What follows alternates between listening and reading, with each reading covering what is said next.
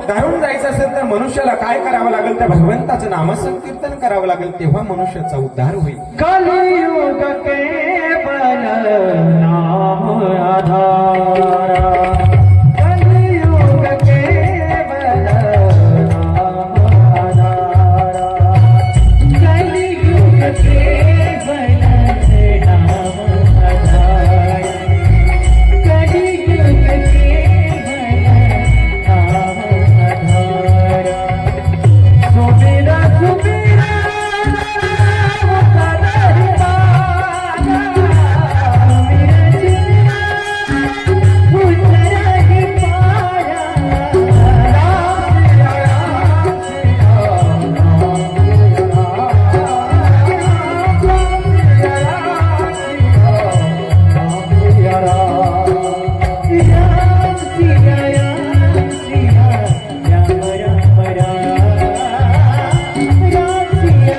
सुमिरा सुमिरा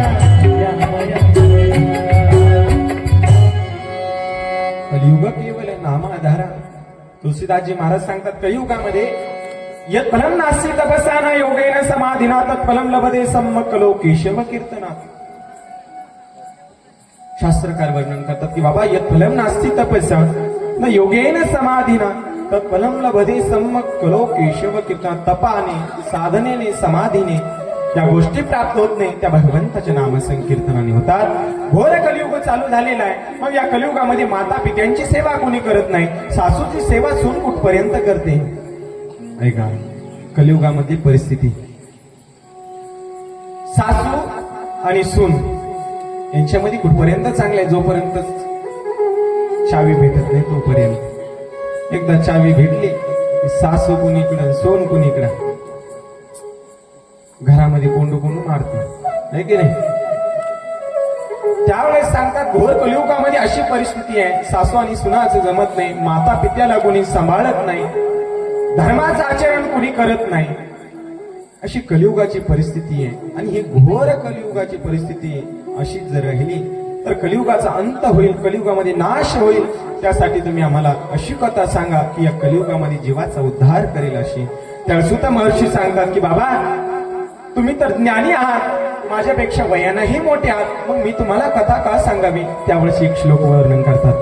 धनवृद्धा बलवृद्धा आयुर्वृद्धास्तथैव च ते सर्वेपि ज्ञानवृद्धाश्च किंकरा शिष्य किंकरा.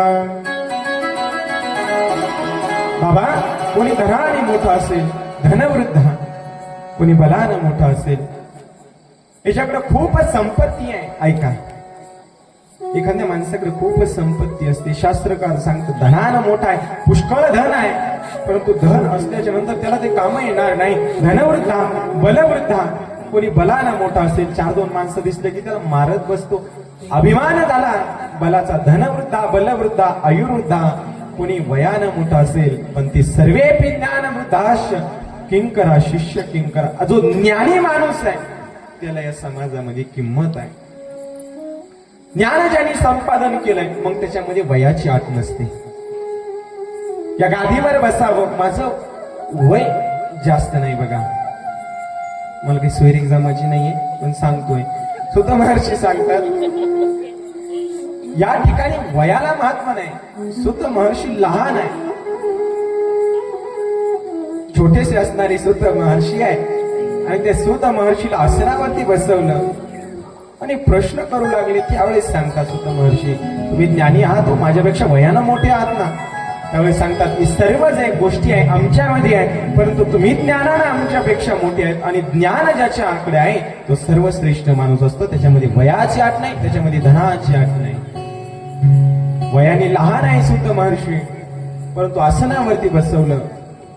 ही देवाची किमया आहे. देवाचं गुणगान जो करतो तो कीर्तनकार असो, आज बाल कीर्तनकार आहे, युवा कीर्तनकार आहे, का त्यांच्या लोक पाया पडतात?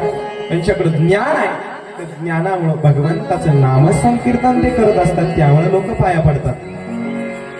आम्ही बियरवर जर भेटलो तुम्हाला, आम्ही जर मटणा दुकानात भेटलो, तुम्ही आमच्या पाय पडेल कोणी? खेटण आणते ना आम्हाला लोक. महाराज चालला 12 वाजता धाब्यावर, लोकांना सांगतो धाब्यावर जाऊ नका, आहे की नाही?